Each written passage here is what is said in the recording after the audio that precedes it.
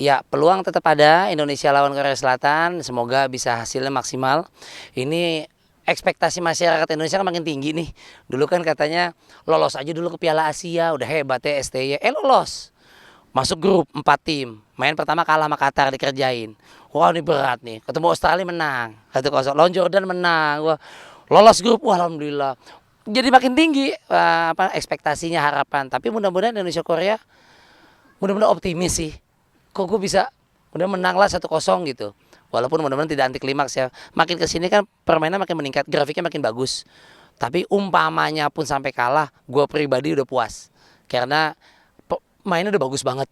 Dan kita nggak bisa instan. Korea Selatan, Jepang, Cina, Iran, itu tim-tim besar di Arab Saudi, itu tim-tim besar langganan Piala Dunia untuk zona Asia, wakil Asia.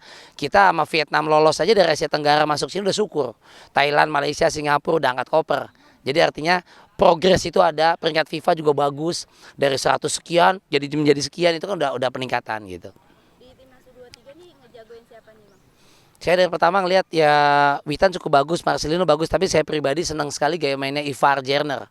Dari pertama naturalisasi, lihat gayanya simple, taktis, visi bermain cukup baik ya. Passing, moving, kemudian protect the ball-nya juga cukup bagus ya, melindungi bolanya. Jeli melihat, masuk lagi Nathan ya. Nathan juga cukup baik, Kidal, Tom Hay tapi kan untuk senior. Ini kan U23 ya.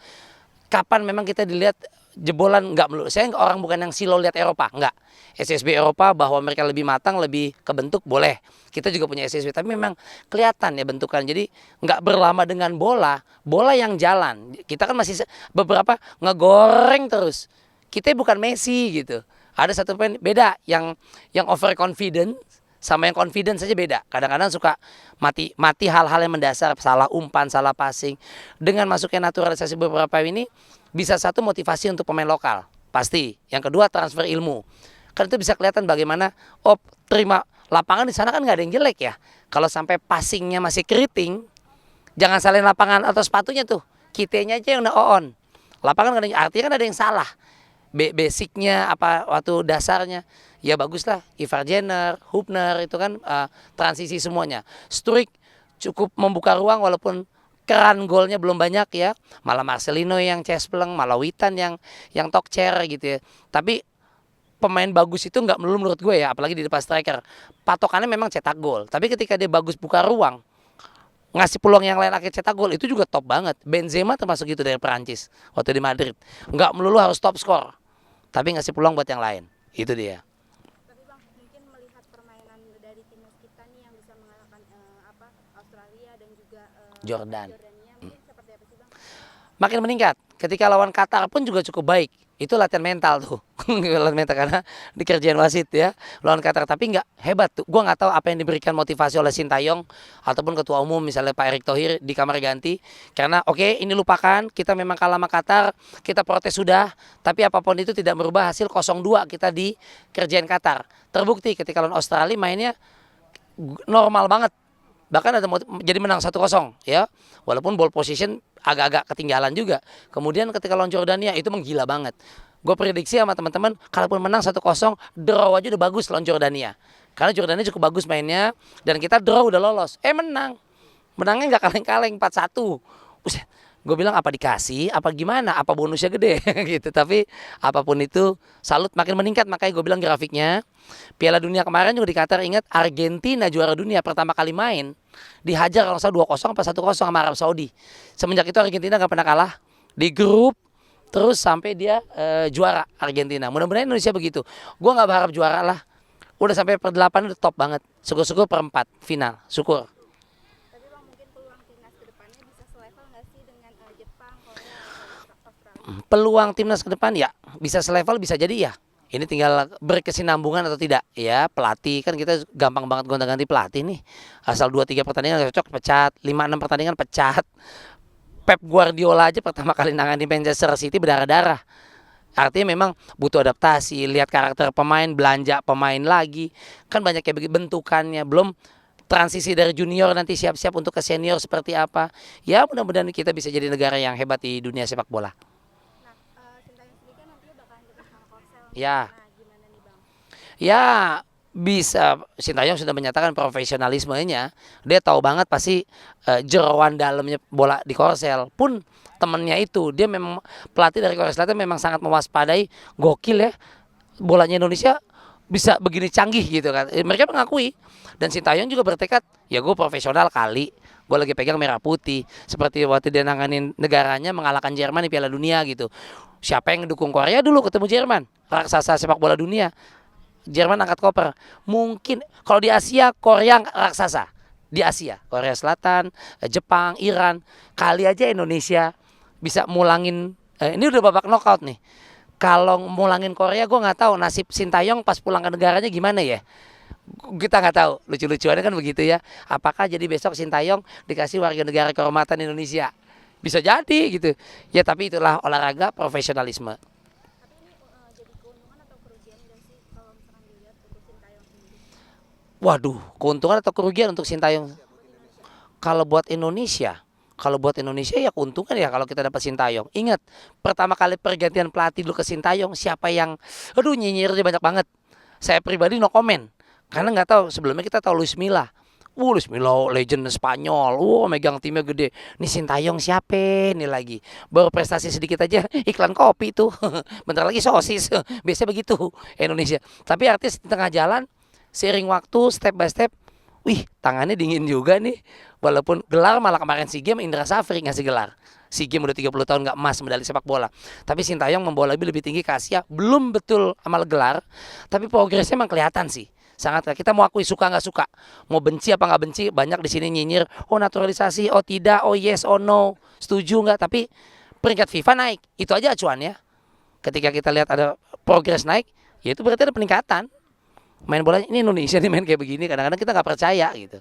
Ya udahlah semoga lebih baik. Tapi apa aja nih mungkin yang perlu Ini 20 pertanyaan lagi mbak. enggak satu Oh dikit. Editnya banyak tayangnya cuma 1 menit biasanya nggak sampai do. melawan Korsel Apanya? apa aja yang perlu diperhatikan nih pada saat nanti melawan Yang perlu diperhatikan lawan Korsel, perhatiin wasitnya ada 3 apa kagak gitu ya. Gawangnya ada mistarnya kagak gitu. Yang perlu diperhatiin fokus konsentrasi. Biasanya karena fokus konsentrasi hilang, ya permainan bisa sembarangan ngaco. Emosi juga hati-hati. Overconfidence juga hati-hati. Mentang-mentang menang jadi agak begini. Korsel tetap raksasa sepak bola Asia bahkan dunia. Jadi tetap fokus, konsentrasi. Jangan cepat puas. Tuh dia tuh itu dia. Itu teman-teman saya itu. Ya mudah-mudahan Indonesia bisa menang. Berikan yang terbaik buat Merah Putih. Ya. ke Indonesia Ya. untuk membantu timnas seperti apa? Ya senang kabar bagus, kabar baik ya. Lobbynya dari federasi cukup baik. Mungkin Pak Erick Thohir, Pak Arya ya, Sinolingga juga atau Pak Sintayong ya. Karena SC Henry Raven kalau nggak salah ya, klubnya di Belanda. Jadi dia datang dari Qatar, kemarin ke Belanda. Mungkin kalau kita terbang transit dari Jakarta 6 jam 8 jam ada tuh. Nyampe di sana absen doang kali. Absen aja pelatih, saya udah datang nih Nathan. Tapi diminta lagi gimana? Pembicaraan bilateral itu. Bisa antar federasi, PSSI dengan KNVB itu sepak federasi di Belanda. KNVB mungkin meneruskan lagi ke klub segala macam ya. Akhirnya Nathan bisa datang lagi, bisa menambah kekuatan. Penting sih kalau gue lihat Nathan memang Ivar Jerner waktu dapat kartu merah aja gue deg-degan tuh. Ivar Jerner merahnya untung 2 kali kuning, nggak kayak Ramadan Sananta langsung merah. Bisa 2 match hilang. Tapi Ivar Jenner match ketika main lawan Jordan udah bisa main. Hanya 1 match dia hilang. Tapi dengan hadirnya Nathan, mainnya bagus.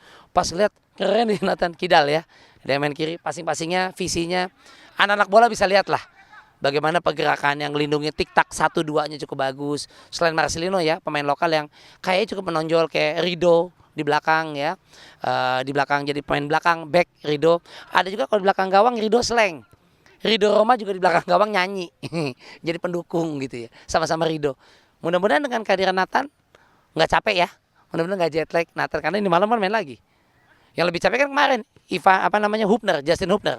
Baru capek dari bandara bawa koper langsung ke lapangan. Main babak kedua mau habis. Itu capek loh jet lag. Karena kita pernah ngerasain Jakarta kok ada main eksibisi main di Bandung sama teman-teman Persib All Star. Dari Jakarta jalan ke Bandung 2 jam, nyampe langsung ke lapangan ganti sepatu. Itu aja capek. Apalagi ini Hubner jauh-jauh langsung main, capek tuh kayak gitu. Mudah-mudahan Nathan tetap maksimal. Garuda makin chemistry-nya makin jadi. Lawan Korea nama besar nggak takut. Karena banyak pemain kita naturalisasi dan lain sebagainya juga, kayak Witan pernah main di Gedangs. Nah si siapa Marcelino Ferdinand pernah main di luar juga klubnya. Artinya mental mereka kebentuk. Lawan gede-gede, jago-jago, so what gitu loh. Nah sekarang lawan Korea, ya udah lawan aja kali. Toh pemain Korea kan makannya nggak besi, masih makan mungkin nasi ginseng gitu ya, gak kuat. Mudah-mudahan mental itu. Skill sih sama menurut gue. Jadi Bang, ini jadi apa namanya disambut baik nih sama masyarakat Indonesia Ya, dengan kedatangannya Nathan lagi. ya. Ya, masyarakat memang mengeluh-elukan, ya, penggila bola semua banyak masyarakat Indonesia ya.